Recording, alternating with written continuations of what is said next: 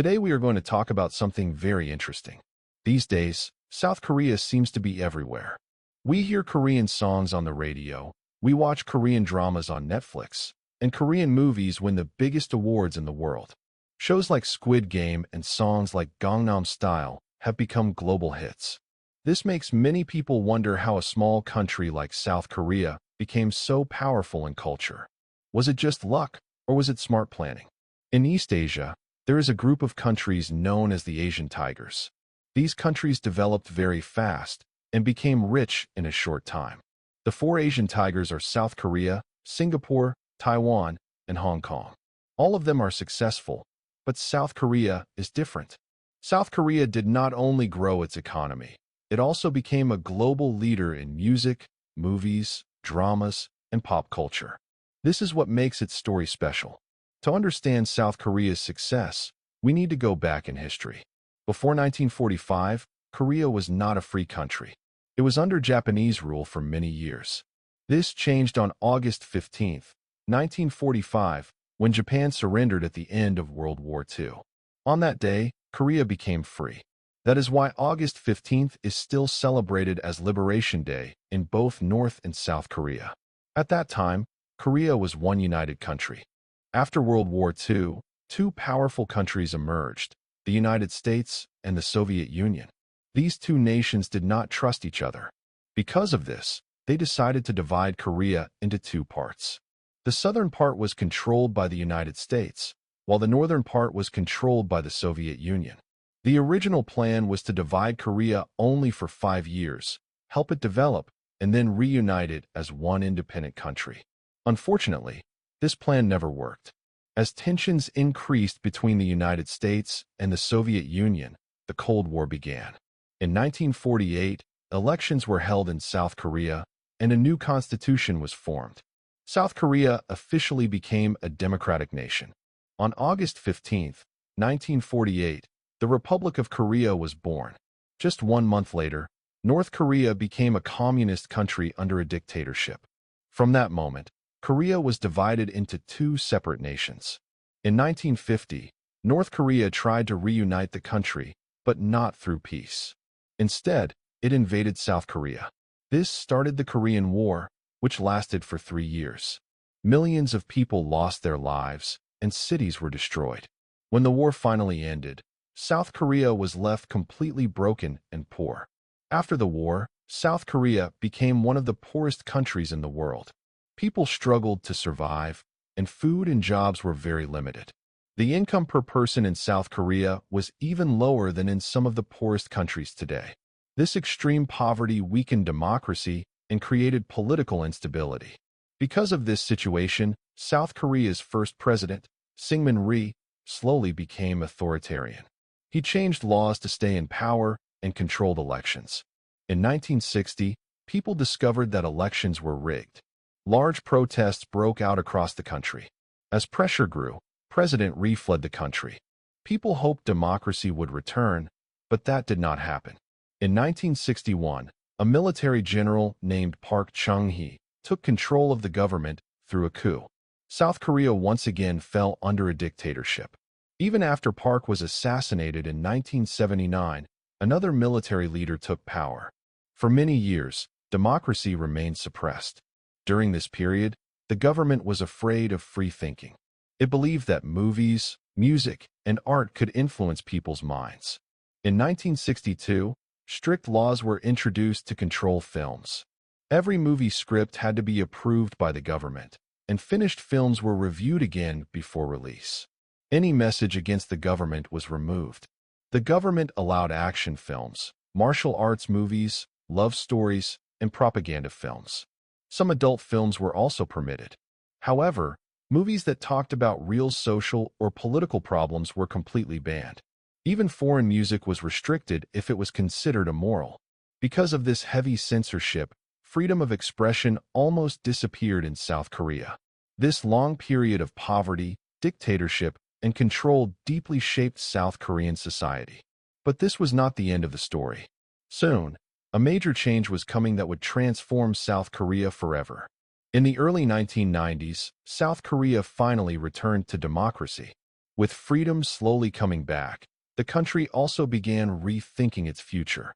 Around this time, something surprising happened that changed how the government saw movies and entertainment.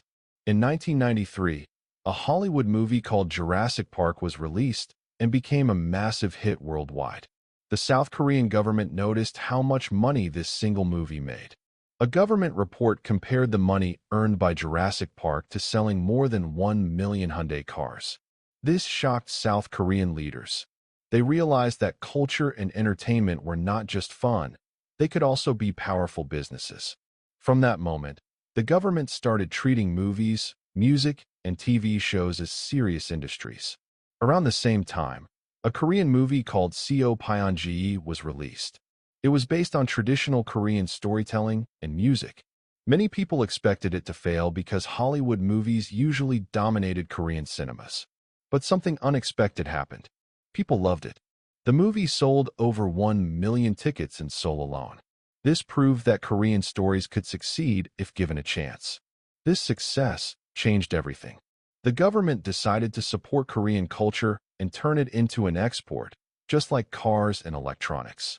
To understand why exports were so important, we need to look at South Korea's economy. South Korea is a small country with very few natural resources. It could not depend only on its local market. If it wanted to grow, it had to sell products to the world. For decades, South Korea focused on export-based growth. It exported products like toys, clothes, ships, cars, electronics, chemicals, and later computer chips. The government tightly controlled banks, loans, and industries. It supported big family-owned companies called chaebols, like Samsung and Hyundai. These companies became very powerful and helped grow the economy quickly. Seeing this success, the government applied the same export idea to culture. In 1994, it created the Cultural Industry Bureau. 2 years later, it replaced the old film censorship laws with a new film promotion law. Instead of controlling creativity, the new law encouraged filmmakers to tell better stories and express themselves freely. Big companies like Samsung, Hyundai, and Daewoo entered the film and media business. They invested large amounts of money into movies, theaters, and distribution. For the first time, Korean films had proper budgets, good equipment, and professional planning.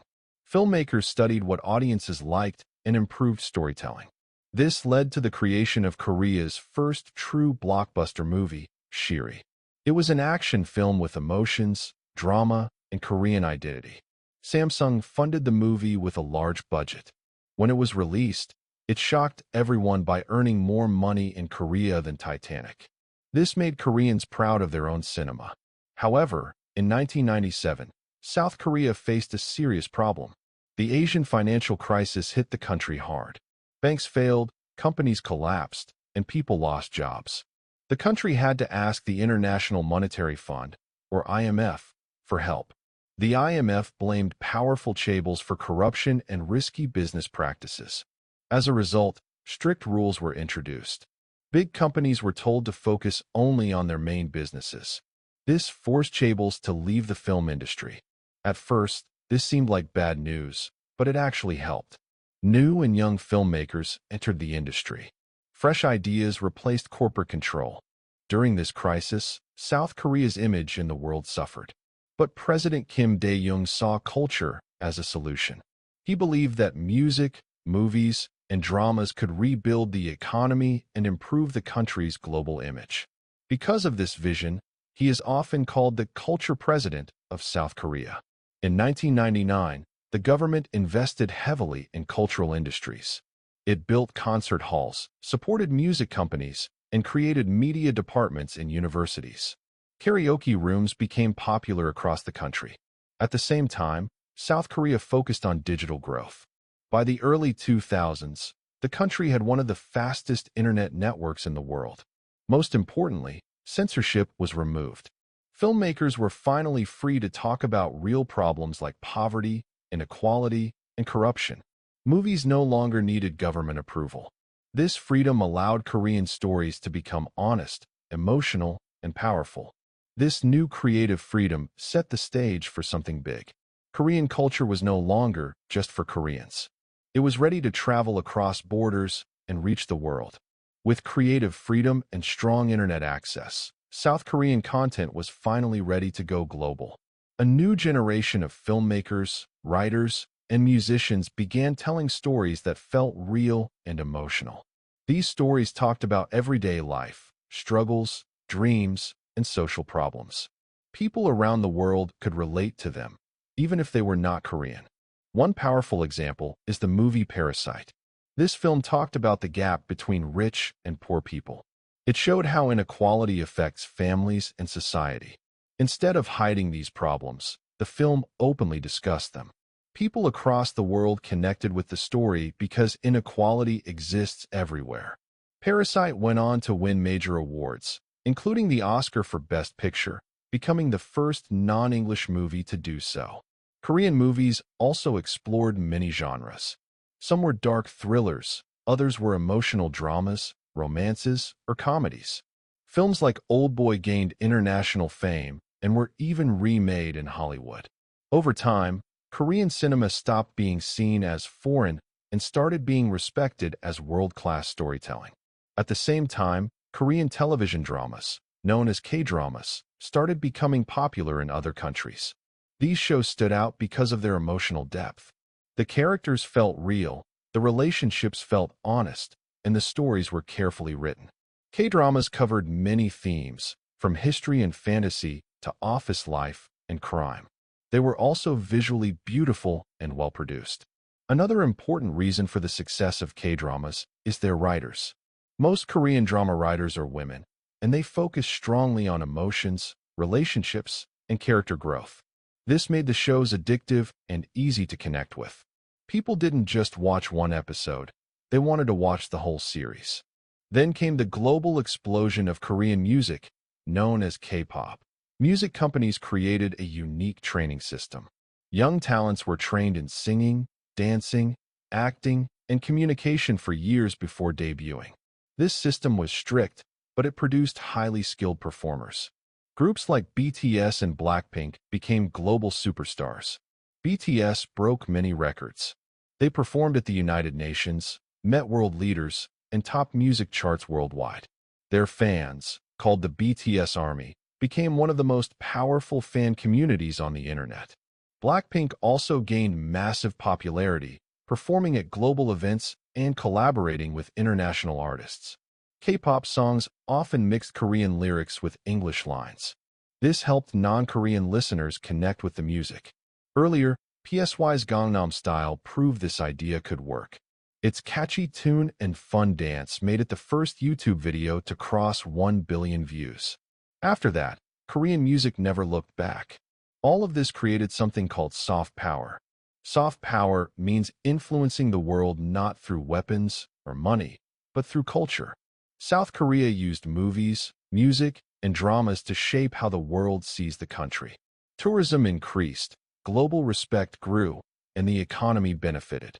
The Korean story teaches us some important lessons. First, culture can be an industry if it is supported properly. Second, censorship kills creativity, while freedom helps talent grow. Third, governments can play a positive role by supporting artists instead of controlling them. South Korea did not depend on luck.